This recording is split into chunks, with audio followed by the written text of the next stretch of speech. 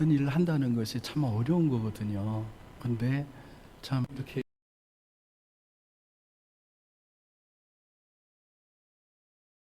배서 하는 것처럼 그렇게 열정적으로 하는 그 모습 속에 참 많은 은혜가 있었습니다. 참 이런 점에서 참 한 사람이 참 많은 목을 한다라는 생각이 오늘 다시금 제가 많이 느꼈습니다. 사실 어제도 우리 청년들 잠깐 모였지만은 참 교회에 대한 많은 염려와 고민과 또 그런 모습들 자체가 사실 하나님이 참 기뻐하시는 모습이겠다라는 생각이 되어집니다. 왜 염려하고 왜 고민하고 이렇게 열정적으로 하는 이유가 왜 그럴까요? 그 이유는 오늘 말씀에 나와 있던 대로 빚진 자라는 의식을 갖고 있기 때문에 그렇습니다. 권리로서가 아니라 어떤 빚이 졌다. 신앙의 모습은 여러분 권리로서 진행되어지는 게 아니라 출발이 되는 게 아니라 빚진 마음으로서 동기가 시작되는 것입니다. 오늘 우리 예수 믿는 사람들이 자칫 잘못하면은 오랜 믿음 생활을 통해서 나타나는 현상은 내가 여차 이렇게 했기 때문에 나는 여차 이러한 대우를 받을 수밖에 없다. 그러나 그것은 자칫 잘못하면요 우리로 하여금 아주 교만하게 만들어지고 넘어지게 만들어지는 것입니다. 모든 것을 권리로서보다는 하나님이 주신 선물로서 우리가 생각해야 하는 것입니다. 내가 어떠한 부서에서나 어떠한 교회 안에서의 봉사할 때에 정말 그것이 내가 아니면 안 된다. 이것도 어떻게 보면은 굉장히 교만한 모습입니다. 왜냐하면 하나님이 나에게 잠시 맡겨놓은 것이다. 이런 생각을 가져야 하는 것입니다. 그래서 모든 교회에 봉사하는 것 자체가 기회요. 우리가 하나님의 일을 하는 것도 건강을 주신 것도 하나님이 주시는 은혜이다. 이런 생각을 갖는 것이 굉장히 중요하다는 것입니다. 여러분 빚졌다는 것, 이 빚진 것은 반드시 갚아야 하는 것입니다. 특히 오늘날 은행 빚은 요즘 고정 그 이윤이 아니라 변동 이율로 말미암아 지금 때로는 2배, 2배 반, 3배까지 늘어나는 경우가 있습니다. 그래서 참 어려움을 경험하는 사람들이 곳곳에 많이 일어나고 있습니다. 어쩌면 우리 한국 사회는 이 빚진 자들이 모여있는 백성들이라고 저는 말할 수 있습니다. 사실 30, 40대, 50대까지 솔직히 빚 없는 사람 손 들어보십시오 하고 손을 들어보라고 하면은 손 들지 않는 사람이 없을 정도로 모든 사람들이 작게라도 다 빚을 가지고 있다는 사실입니다. 자본주의 이 사회에서는 이 빚, 이 전제로 경제생활을 하고 있다는 점입니다. 소위 이코노미컬 메커니즘이라는 이 경제구조 이 시스템이 빚을 지지 않으면 안 될 정도로 우리로 하여금 이것을 통해서 경제지수를 지금 높이고 있다는 것입니다. 근데 문제는 언제까지 이런 빚을 통해서 우리가 이 경제생활을 행할 수 있을까요? 이 질문을 하게 되어집니다. 저는 이거에 대한 질문 속에서 그 결국은요 경제공황이 옵니다. 빚을 갚지 못하는 이 부도 시스템이 비롯된 결과가 공황으로 오게 된다는 것입니다. 이 자본이라는 이 자본주의의 이 사회에서요 사람으로 하여금 끝없는 이 소비의 욕구를 자극을 시켜서 이것을 하지 않으면 안 될 정도의 우리의 마음을 끊임없이 이 소비 욕구를 일으키고 있다는 사실입니다. 없으면 없는 대로 정말 내가 처해 있는 상황 속에서 이것은 없으면 안 돼, 없어도 그냥 없애야 하는데 항상 어떠한 비교와 주변 사람들을 보면서 자꾸 욕구를 일으킨다는 것이죠. 소비하고자 하는 욕구. 특히 남자들에게 있어서는요, 이 자동차라는 것이 굉장히 민감하다고 합니다. 여러분, 이거 굉장히 이해가 될 만한 거예요. 왜냐면요, 제가 깜짝 놀랐던 사실을 발견한 것인데요. 그 종로의 오가에 보면은 이제 우리 종교의 지도자들이 가끔씩 모여서 토의할 때를 보면은요, 진짜 이 차라는 것 자체를 보면은요, 다들 제가 볼 수 없는 것들이, 알 수도 없는 것들이 많이 모여 있어요. 사실 그런 여정 속에서 여러분, 비교 의식을 갖지 않는다. 여러분, 이게 쉬운 일일까요? 참 어려운 겁니다. 우리는 끊임없이 우리의 주변의 비교의식 속에서 나로 하여금 소비를 일으키도록 만들어주고 있다는 사실입니다. 문제는 이런 자본주의 이 사회가 가지고 있는 큰 폐단이 무엇인가? 바로 그것은 신앙적으로 가장 안티적인 그러한 모습이 나타나는데요. 바로 그것은 자족할 수 있는 마음을 갖지 못하게 만들더라 이 말이에요. 성경의 말씀을 보면은 여러분 이런 말씀이 나오죠. 내가 비천에 처할 줄도 알고 내가 풍부한 곳에도 내가 처할 줄 알았다. 그러나 그럴 때마다 나는 어떤 상황 속에서도 자족하는 마음을 나는 일체의 비결을 배웠다.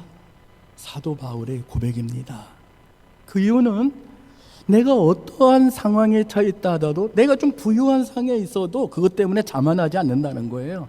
내가 어떤 빈큼한 상황에 있어도 그것 때문에 내가 막 부족하다 이런 생각을 갖지 않는다는 거예요. 왜요? 내게 능력 주시는 자 안에서 내가 모든 것을 행할 수 있다는 영적인 자산이 내 안에 존재하고 있었기 때문에 그렇다는 거예요. 사람을 보면서 우리로 하여금 욕구가 나타나는 게 아니라 내게 능력 주신 자 안에서 내가 모든 것을 행할 수 있다는 이 자유함을 얻을 수 있다는 것이죠. 제 주변에도 보면은 어떤 일반 사업하시는 분들을 이야기를 들어보면 참 이런 말을 합니다. 참 예수님을 잘 믿는 사람이어도 너 이 세상에서 있다가 천국에 탁 왔을 때 주님이 물어보실 거라고 생각을 한대요. 너 이 세상에서 살 때 무엇을 하다가 왔니? 하고 물어보니까 이분이 곰곰이 생각하면서 나는 이것밖에 말할 수밖에 없다고 그래요. 빚 갚다 왔습니다. 빚 갚다 왔습니다. 한평생 카드빚을 갚다가 왔습니다. 근데 여러분, 이 이야기가, 이 사람의 어떤 고백이 이 한 사람의 이야기가 아니라 오늘 우리 한국 사회뿐만 아니라 전 세계에, 특히 선진국가로 가면 갈수록 여러분 이 빚에 대한 엄청난 이 경제적인 노예 속에 살고 있다는 것을 우리는 유념해야 합니다.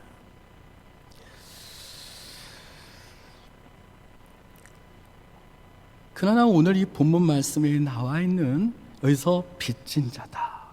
형제들아, 우리가 다 빚진 자로다. 이것은 우리 인간의 욕구를 끊임없이 자극하는 이 자본주의 사회 속에서 이야기하는 소비의 욕구를 통하여 끊임없이 빚을 갚아야 한다는 그런 논리가 아니라, 이 앞구절에 10절과 11절의 말씀을 보면은 그리스도인의 두 자아가 나오잖아요. 하나는 성령께서 우리 인간의 몸에 오므로 말미암아 우리는 중생의 자아가 됩니다. 이것은 하나님이 주신 선물입니다. 내 냄새 나고 정말로 냄새 나고 보잘것없는 이 몸일지라도 하나님의 영이 내 육체에 임함으로 말미암아 하나님 앞에 우리가 거룩한 몸이 될 수밖에 없다는 것이죠. 하나님의 영을 어떻게 이 냄새 나는 내 몸 안에 어떻게 이렇게 올 수 있었느냐? 이것은 예수 그리스도께서 나의 모든 죄악을 다 짊어지고 가셨기 때문에 그렇습니다. 이 짐을 다, 죄의 짐을, 이것을 다 탕감했기 때문에 우리로 하여금 하나님의 성령을 우리 몸 안에 주입시켜 놨습니다. 할렐루야. 이것은요, 우리가 어떤 노력에서 이루어지는 일이 없단 말이에요. 우리가 어떠한 한 100년을 금식 기도를 하더라도 내가 내 힘으로서는요 절대로 이루어질 수 있는 상황이 아니에요.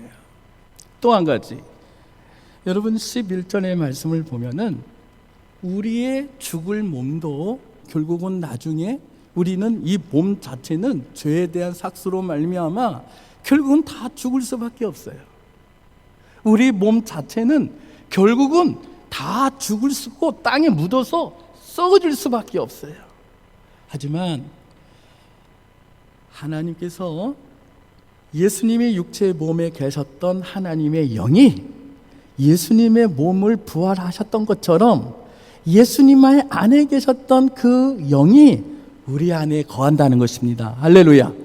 그러므로 우리 안에 거하기 때문에 우리의 육체의 몸도 주님과 함께 더불어 부활할 수 있다는, 우리의 죽을 몸도 다시 신령한 몸으로 살 수 있다는 것, 여러분 이건 하나님의 은혜지 우리의 노력으로 되는 것입니까? 절대로 하나님의 선물, 하나님의 주시는 은혜로서만이 비롯되어진 것이라는 것이죠. 이것을 깨닫는 순간 사도 바울은 정말로 우리 자신은 빚진 자다라고 지금 강조하고 있다는 것입니다. 한번 따라하겠습니다. 우리 자신은 빚진 자다. 예, 여러분 이것이 언어적으로 더 정확한 표현입니다. 우리가 빚진 자로다가 아니에요. 우리 자신이 빚진 자로다. 이게 직역하면 그렇게 나와요. 예? 여러분 형제들아, 우리 자신은 아주 빚진 자다. 빚진 자다. 뭐에 그러면 빚진 자입니까? 오늘 본 말씀에서 분명히 빚진 자라는 표현이 나오는데요, 여러분 이 뜻은요 죄 있는 자, 채무자, 또 달리 표하면 의무가 있는 자라는 의미를 가지고 있습니다. 그래서 이 빚진 자라는 말을요 다른 뭐냐면은 오페일레테스라는 이 단어는요 신약 성경의 다양한 용례 속에서 죄 있는 자, 채무자, 빚진 자, 의무가 있는 자라는 의미를 가지고 있다는 거예요. 근데 이런 다양한 용례의 공통점을 가만히 분석하고 살펴보면요, 그냥 스스로가 누려서 살아가는 것이 아니라 이미 하나님께서 주신 선물을 잘 관리하고 그것을 잘 보존할 수 있도록 우리에게 책임감을 준다는 의미가 그 안에 담겨져 있다는 것입니다. 책임감입니다. 선물을 많이 받은 자는 받은 자로서 뭐가 많아집니까? 책임감이 많아지는 것입니다.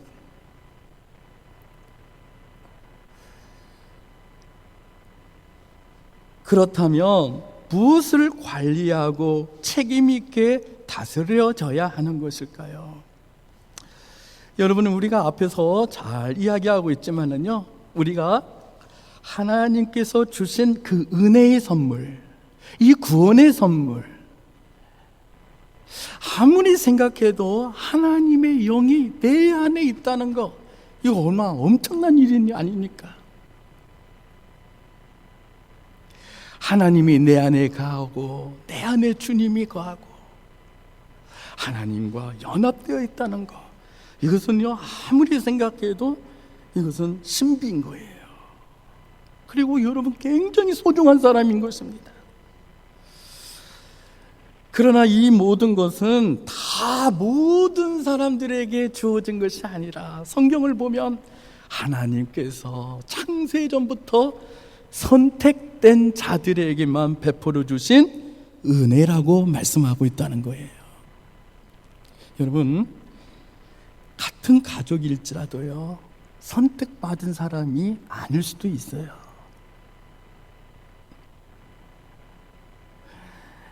우리가 아무리 친한 친구라고 하더라도요, 우리 몸속에 있는 몸부림을 치지만, 그러나 하나님께서 그 마음을 열어주지 않으면요, 예수님 믿지 못해요.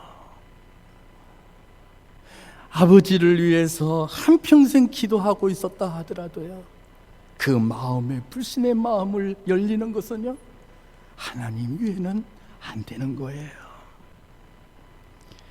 하나님의 부르심과 하나님의 선택하심, 여러분, 이 사실을 우리가 느낀다면 여러분, 우리는 감격하지 아니할 수 없다 이 말이에요. 하나님이 나를 창세전부터 나라는 사람을 알고 있었고, 나를 하나님의 때에 성령을 보내서 예수님을 믿게 하고, 이제 이 사실을 발견한 순간 우리는 그 하나님이 베풀어 주신 은혜와 사랑에 감사해서 나에게 잘 관리해야 할 책임이 존재한다 이 말이에요. 여러분, 책임은 절대로 느낌으로 하는 게 아닙니다. 책임이라는 것은요, 우리의 의지를 발동해야 하는 거예요. 자, 보세요. 어린아이들을 보십시오. 아이들은 아무 때나 어느 때나 대변과 소변을 봅니다. 그러나 부모님들은 그때마다 아무 말 없이 그때그때 깨끗이 씻어줍니다. 그리고 아이들은 부모의 수고를 느낌이 없이 본인이 하고 싶은 대로 똥과 소변을 막, 대변과 소변을 아무 데나 놓습니다. 그러나 여러분, 그때에 엄청난 일들이 일어나고 있습니다. 바로 그것은 부모와 자녀 사이에 엄청난 무언의 의사소통이 일어나고 있다는 사실이에요. 바로 이때 이 아이들이 가지고 있는 그 불쾌감을 부모님께서 빨리빨리 그것을 반응하지 못하게 되면, 반응하는 그 부모의 밑에서 자라는 아이들은요, 굉장히 순종적인 아이들이 돼요. 그런데요, 반에서 아이들이 불쾌를 느껴도 부모님이 방치하고 그것을 해서 반응하지 못하면은, 여러분, 아이들은요, 냉소적이고 고집스러워집니다. 아주 어린 시절부터 여러분, 무언가가 무언의 의사소통이 이루어지고 있다는 사실이에요. 문제는 영적으로도 마찬가지입니다. 우리가 냄새나고 똥 싸고 소변하는 이런 나쁜 짓을 하고 있어도 그 하나님 아버지께서 베풀어 주신 그 사랑의 수고를 깨닫지 못하는 사람은, 여러분 있잖아요, 그 순간일지라도 하나님은 지속적으로, 하나님의 선택된 백성들은 지속적으로 손을 내밀고 계세요. 그러면서 어느 한 순간 그 자녀가 돌아서는 거예요. 아, 하나님이 나를 이렇게 사랑하고 있었구나, 이걸 깨닫는 순간 하나님에 대한 무한한 감사함으로 그에게 충성하게 되어진다는 것입니다. 사도 바울도 바로 그러한 사례의 한 사람이었어요. 오늘 오전에도 말씀하셨던 대로 나는 죄인 중에 괴수였다. 여러분, 이것은요, 인생의 말년에 디모데에게 편지를 써서 그 고백을 한 거예요. 젊은 청년한테. 아무리 나라는 존재를 생각을 해보니까 내가 그렇게 한평생 하나님과 동행을 했고 하나님의 말씀대로 순종했다 하더라도 내 자신을 바라보니까 나는 죄인 중에 괴수라는 것을 말할 수밖에 없었다라는 것입니다. 그 말의 또 반대적인 의미는 하나님의 사랑을 그만큼 느끼게 되었다는 것입니다. 십자가의 죽음과 부활로서 우리에게 베풀어 주신 이 하나님의 사랑을 지속적으로 우리가 이야기를 듣고 또 우리가 주변 사람들로부터 경험되고 그것을 끊임없는 하나님의 사랑을 이 십자가와 부활의 사건의 이야기가 우리의 모든 신앙의 공동체 속에서 경험되어졌을 때에 그때 나타나는 것은 세상에서 냄새나고 지저분한 것을 용서를 받는 기쁨으로 충만하게 되어진다는 것입니다. 용서받은 경험이 많은 사람일수록 영적으로 더욱더 책임감이 생겨진다는 사실인 거예요. 사도 바울은 그 책임감을 단적으로 빚진 자로 설명하고 있다는 것입니다. 예수님께서 주신 그 사랑, 주 예수 그리스도의 사랑의 깊이와 넓이와 높이와 길이를 날마다 깨달아서 하나님 앞에 온전히 순종할 수 있게 해주십시오 하고 기도하는 사도 바울의 모습을 비춰볼 때에 그는 한평생 복음에 대한 빚진 자로서 삶을 살았다는 것입니다. 여기에는 이 책임감은 하나님의 복음을 전해야 할 사명으로 삶으로 바꿔간다는 것입니다. 오늘날 우리 성도님들이 예수님을 믿는 연륜에 비례해서 하나님께서 우리에게 보여주시는 사명에 대한 책임감을 더욱더 느낄 수 있어야 한다는 것입니다. 그러한 책임감과 그 사명을 느끼면 느낄수록 나타나는 현상은 무엇이냐? 때를 얻든지 때를 못 얻든지 우리는 예수 그리스도께서 나에게를 사랑하신 그 사랑의 러브 스토리를 자꾸 전달할 수밖에 없단 말이에요. 그 이유는 날마다 나는 죽기 때문에 그렇습니다. 오늘 말씀을 보면은 오늘 말씀을 보면은요 여기에 빚진 것인데 우리가 이 빚진 자로서의 성령 안에서의 우리가 살아야 하는 어떤 그 태도가 무엇이냐면은요 결국은 이 빚진 자로서 삶을 살아야 가는 것에 이 책임감은 구체적으로 무엇인가? 바로 그것은 육신대로 사는 것이 아니다라는 것입니다. 13절의 말씀을 보면 육신대로 살면 반드시 죽을 것이로되 영으로서 몸의 행실을 죽이면 살린다. 여러분 이 말을 달리 표현한다면요 나는 날마다 죽는다라는 것입니다. 나는 날마다 죽는다. 이게 1차적으로 우리 자신에게 있어서 날마다 내가 책임감으로 다가와야 하는 부분이 뭐냐면요 바로 이런 경건의 훈련을 우리가 날마다 경험되어야 한다는 것입니다.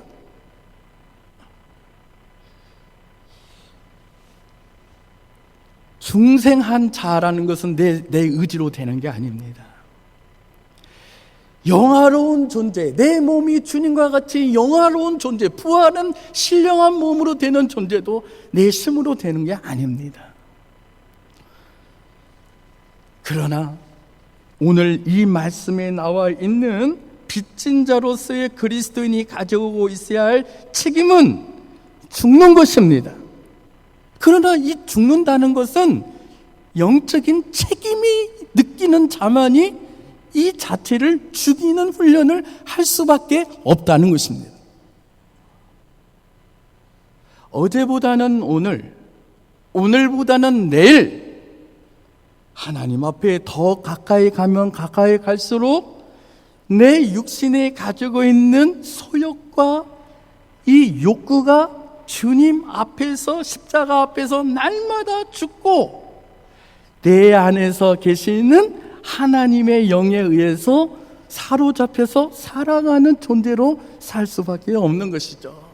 이때 필요한 것이 뭐냐면요 우리가 육신대로 살으면 안 된다는 것이에요. 좀 더 살펴보면은, 자, 13절 말씀 우리 다 같이 한번 읽어보도록 하겠습니다. 13절 다 같이 읽겠습니다. 시작. 너희가 육신대로 살면 반드시 죽을 것이로되 영으로서 몸의 행실을 죽이면 살리니. 여러분, 여기서 보면요, 죽을 것이고 죽인다는 이 표현이 나오는데요, 여러분, 이거는 아주 중요한 단어예요. 육신대로 살면요 반드시 사라져요. 이건 하나님의 약속입니다. 우리가 이 육신의 소욕대로 살면요, 우리는 반드시 죽는다는 것을, 이거는 잊어서는 안 되는 거예요. 그러나 우리 그리스도인에 있어서는 하나님의 영이 있기 때문에 우리는 육신대로 살아야 한다는 거예요, 살지 말아야 한다는 거예요.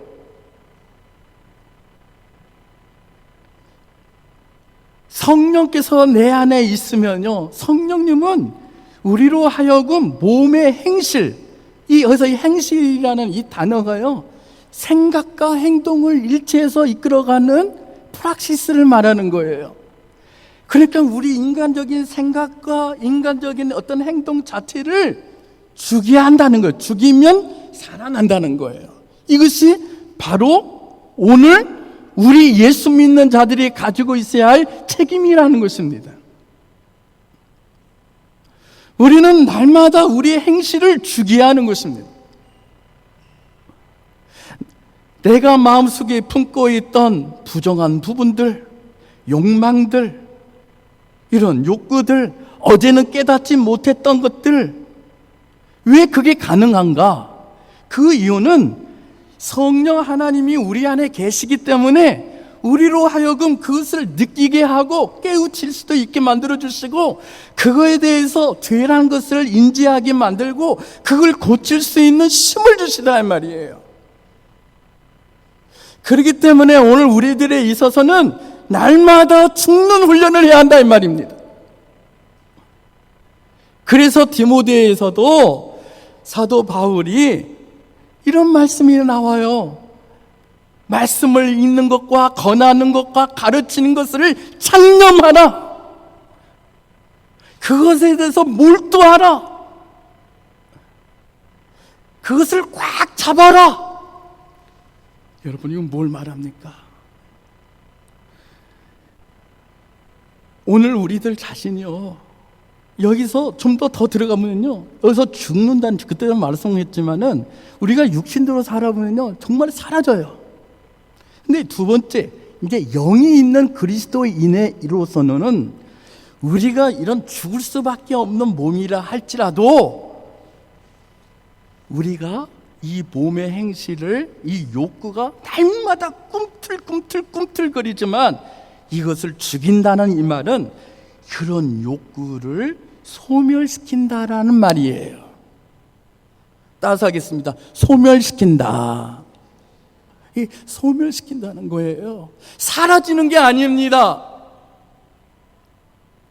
우리가 육신의 몸과 성령이 내 안에 존재하고 있는 우리의 이 세상 살아가는 우리 그리스도인에 있어서는요, 죽을 때까지 이 육신의 욕구와 성령에 의해서 이것을 날마다 그것을 소멸하고 잠식하고 생각나지 않도록 날마다 성령께서 굴려 있어야 한다 이 말이에요. 할렐루야.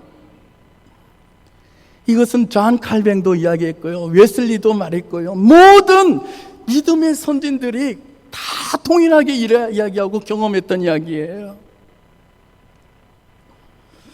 그래서 지난 시간에도 제가 말씀드렸지만요, 여러분, 죽는다는 것은 다이가 있고 영어로 몰티파이가 있어요.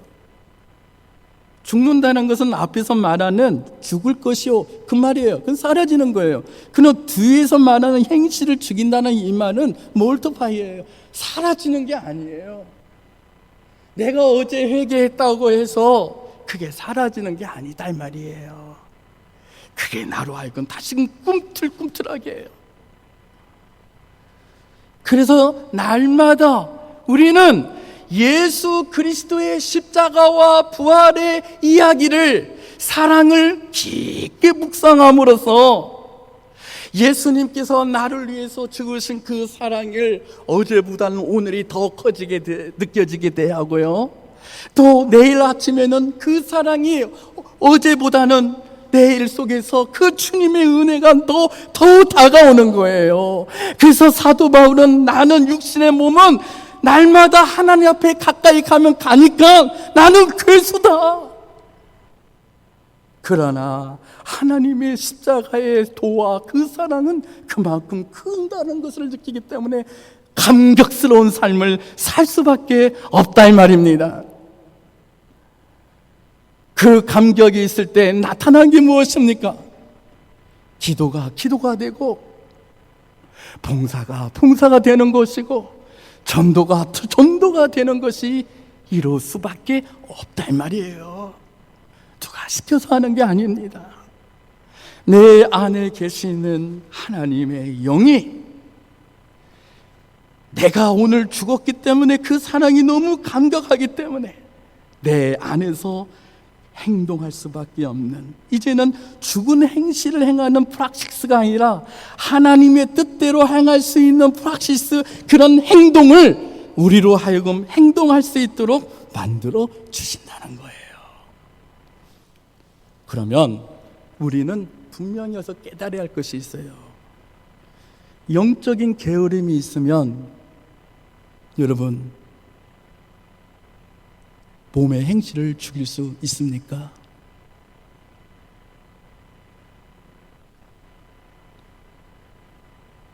영적인 게으름이 있으면 여러분 우리 자신이 이 몸의 행실을 죽일 수 있냔 말이에요. 결단코 그럴 수 없느니라 이 말이에요. 우리는 영적인 긴장하는 구원, 이미 하나님께서 우리에게 구원을 받았지만 아직은 아니다 이 말이에요. 이미 하나님께서 우리에게 구원을 주셨지만 아직은 아니에요. 그런 여정 속에 있기 때문에 사도 바울도 몸의 행실을 죽여야 한다고 말씀하고 있단 말입니다. 전쟁터에 전투를 하러 가려고 하는 사람이요, 정말로 훈련받지 않고 총 같은 것도 전혀 가지 않고 그냥 가면 어떻게 됩니까? 다시 말하면 오늘 우리는 하루라도 수없이 많은 영적인 전투가 이루어지고 있어요. 그런데 하나님 앞에서의 지혜를 구하지 않고 하나님 앞에서의 잠잠하게 하나님에서 내 마음속에서 예수 그리스도의 십자가와 그 부활의 능력 속에서 날마다 내 그 감격이 내 안에 존재하지 않는데 어떻게 우리가 이 세상의 험악한 이런 곳에서 승리할 수 있겠냔 말이에요. 그냥 되는 게 아니다 말이에요. 그래서 경건에 이르기를 연습하라고 말하는 겁니다. 따라서 하겠습니다. 경건에 이르기를 연습하라. 다시 말하면 내가 아침에 일어나서 하나님의 말씀으로 출발하지 않는 사람은 나는 마귀 앞에서 내가 당신 밥이 되겠습니다 하고 준비해 놓은 사람하고 똑같단 말이에요.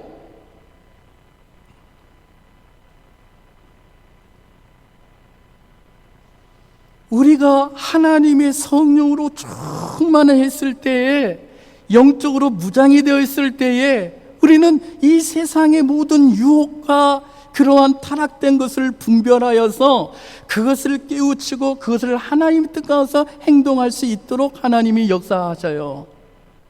그러나 내 마음대로 내 의지대로 살아가려고 하고 하나님 의지하지 않고 하나님께 묻지 않고 하나님을 매일같이 하나님의 말씀의 양식에 대해서 하늘의 만나 하나님의 말씀을 묵상하지 않으면 그 하루는 하나님 앞에서 여러분 하늘의 앞에서 또는 어떤 일도 무기력한 삶을 살 수밖에 없다 이 말이에요. 그렇기 때문에 오늘 여러분이나 제 자신이 가장 우리가 이 빚진 자로서의 태도에서 나타나야 할 것이 뭐냐면 영적인 게으름이 있으면 된다는 거예요? 안 된다는 거예요? 안 된다는 거예요. 영적인 게으름은 태만하는 것이요, 빚진 자의 모습이 아니다 이 말이에요. 그렇다면 우리가 어떻게 하면은 성령에 의해서 지배를 받고 육체의 본능을 죽일 수 있을까요? 저는 그것을 크게 세 가지로 간단하게 설명하고 마치겠습니다. 첫째로 아까 제가 언급했던 대로 주님의 십자가와 부활을 달마다 묵상하기를 바랍니다. 주님의 십자가가 나를 위해서 죽으셨다는 마음이 내 마음에 감동이 올 때까지 그 자리를 떠나지 마십시오. 그리고 정말로 내 자신에게 있어서 신령한 몸으로 하나님께 주신 그 약속에 감사가 넘칠 때까지 지속적으로 묵상하는 것이 필요합니다. 두 번째로 기도를 통해서 내 자신의 삶의 이야기를, 그러니까 내 삶의 이야기라는 것은 나의 지금 현재 있는 모든 구석구석을 성령님과 교제하십시오. 예를 들면 저에게 있어서는 저도 참 부족한 사람이에요. 그래서 이 말을 하는 거예요. 참 때로는 내가 봐도 참 왜 그때 이렇게 했을까, 참 그런 때가 많아요. 근데 요사이에 느꼈던 건 뭐냐면은 보호자 회의가 있었을 때, 그걸 한다고 했을 때 하나님께 한번 물어봤어요. 하나님, 내일 이것이 있다고 그러는데 어떻게 해야 할까요? 근데 일단은 가장 중요한 건 뭐냐면은 사람이 오고 안 오고가 중요한 게 아니라 사람들의 마음을 보호자가 잘 지내고 있다는 것을 이야기하거라. 참 놀라운 것이었어요. 첫 번째 기도했던 이유는 보호자를 오도록 하기 위해서 지혜를 구했는데, 그게 아니라 보호자가 오는 것은 그들이 하나님께서 하시는 일 같아요. 그런데 중요한 건 뭐냐면은 9분 되는 그 분들한테 잘 지내고 있다는 것을, 그리고 어떤 일들이 이루어지고 있다는 것을 이야기하라. 그러니까 9분이 있는 분들 가운데 7분, 8분은 다 전화를 받아요. 보호자들이요. 근데 이때 참 감사했던 것이 정말로 긍정적으로 표현을 하고 정말 감사합니다. 여러분, 이건 한 단적인 사례를 듭니다. 이건 하나의 제가 좋은 것을 이야기했던 거예요. 부족한 부분도 많아요. 근데 여러분, 나의 삶의 이야기, 일기를요, 성령님과, 내 안에 계시는 성령님과 늘 교제하세요. 소소한 부분까지도요. 예를 들면 어떠한 아이를 기르고 있는데 하나님, 너 갑자기 막 짜증낼 때가 있어요. 짜증내면 안 되는데 하나님, 내 마음을 다스려 주세요. 알려주세요. 그러면 분명히 성령님께서 알려주실 거예요. 사람을 통해서, 또는 어떤 책을 통해서, 주변의 환경을 통해서 말씀하실 거예요. 우리의 삶의 이야기를 여과 없이 하나님과 교제를 나누라 말이에요. 나이가 당면되어 있는 문제를 하나님께 구하라 이 말이에요. 세 번째, 성령님이 우리 안에 계서 이 지배함을 받을 때는요, 반드시 하나님은 우리 각자에게 주어지는 사명이 있습니다. 따라서 하겠습니다. 사명이 있다. 예, 콜링이 있는 곳에는요, 미션이 주어져요. 부르심이 있는 곳에는요, 거기에 따른 사명이 있어요. 구원받은 자에게 있어서는요, 구원을 다른 사람에게 베풀어야 할 책임이 있는 거예요. 바로 이런 점에서 여러분, 이 선교단체 가운데서 그전에 말한 것처럼 DSM이라는 것이 있어요. 선교의 구원받은 자들의, 빚진 자들의 모임이래요. 예. 그렇죠. 우리는요, 사실 얼마나 빚을 많이 졌습니까? 우리나라가 이 나라가 여태까지 오기까지 사실을 저는 하나님의 섭리라 보고 싶습니다. 자유민주주의라는 이 남한 땅이 태어났다는 것 자체가 하나님의 섭리고 하나님의 은혜가 아닐 수 없고요. 사실은 인류의 역사 속에서 이런 작은 반도 자체 안에서 이 작은 땅덩이 자체 안에서 수없는 외척 세력을 외척에 의해서 그러한 많은 침공을 당해서도 우리나라를 지켜주신 것. 그리고 사실 50년대에 그런 냉전 체제가 되어지는 그 상황 속에서 정말로 다 공산주의가 되어지는 그 상황. 저는요, 이 베트남 자체가요, 공산주의가 되었는데 우리나라는 안 됐단 말이에요.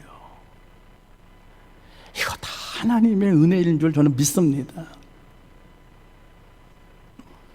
이건 무엇으로 설명할 수 없는 하나님이 놀라운 거예요. 제가 이거 한 가지만 설명하겠습니다. 여러분, 19세기에 이 유럽에 있는 세력들이 시장을 통하여서 값싼 노동력을 통하여 물건을 판매하려고 해서 이렇게 다가오는 그런 시대가 있었어요. 그것을 소위 제국주의 시대라고 하잖아요. 그래서 모든 물을 팔아서 물건을 판매하는 그런 여정이 있었어요. 그런데 이제 기독교 이 선교사님들이 일본이나 중국 같은 경우에서는요, 어떻게 비춰졌냐면요, 제국주의 시대의 하나의 선물로 여기고 있었어요. 중국과 일본은요. 그래서 중국과 똑같은 동아시아의 역사 속에서 봐도요, 중국과 일본은 이 기독교를 받아들이는 것이, 이것은 제국주의가 가지고 있는 하나의 선물로 여기기 때문에 지금도 엄청나게 그것을 반대 세력이 있는 거예요. 그런데 우리나라는 그게 아니었더라 이 말이에요. 도리어 기독교가 나라를 사랑하게 만들고 우리로 하여금 개혁을 일으키게 만들게 했고, 이러한 초시에 의해서 우리나라가 이 땅에 복음이 뿌리를 내리게 되어지는 하나님의 섭리였다는 거예요. 이런 걸 볼 때 참 이상하지 않습니까? 동일하게 동아시아에 살고 있는데 우리나라는 하나님이 기독교를 순기능적으로 받아들여서 이 땅에 뿌리를 내리게 만들었다는 거예요. 이것이 하나님의 은혜라는 겁니다. 선물입니다. 그렇기 때문에 오늘 우리들에 있어서는 이제 그 은혜를 받은 우리의 이 신앙 공동체인 교회가 이제는 선물로서 하나님께 감사하는 마음으로 우리가 사명을 가지고 이제는 이 복음을 값없이 나눠줘야 할 책임이 있단 말이에요. 그렇다면 우리는 기본적으로 때를 얻든지 못 얻든지 예수님을 전하는 것을 우리의 사명으로 여기를 간절히 바라겠습니다. 여러분, 이제 저는 그전에 이런 우리 안에서 자꾸 어떤 뭐가 막 것이 아니라 우리의 삶 속에서 자연스럽게 또는 우리의 삶의 이야기를 통하여서 하나님의 이름을 높이고 복음을 전해야 한다는 이 사명, 이것이 바로 구원받은 자가 가지고 있는 어떤 책임감이다라는 것입니다. 그래서 사도 바울은 나의 달려갈 길과 주 예수께 받은 사명, 곧 하나님의 은혜의 복음을 전하려 하려 하면은 나의 생명을 조금도 귀한 것으로 여기지 아니하였다라고 말씀하고 있단 말이에요. 오늘도 우리의 생명을 조금도 귀하지 아니하고 복음을 전함으로 하나님의 이름을 높이는 여러분과 제가 되기를 간절히 바라겠습니다. 기도합니다. 하나님, 우리가 세상적으로 빚진 자가 아니라 우리는 복음의 빚진 자 되기를 원합니다. 영적인 책임 있는 자가 되게 하여 주시옵소서. 하나님, 날마다 예수 그리스도의 십자가와 부활을 깊게 묵상하게 하사 나는 죽고 오직 내 안에 예수 그리스도만 살아서 역사하게 하여 주옵시고, 때때로 하나님께 지혜를 물음으로 하나님께서 맡겨주신 그 사명을 잘 감당할 수 있도록 은혜를 내려 주시옵소서. 예수님의 이름으로 기도합니다.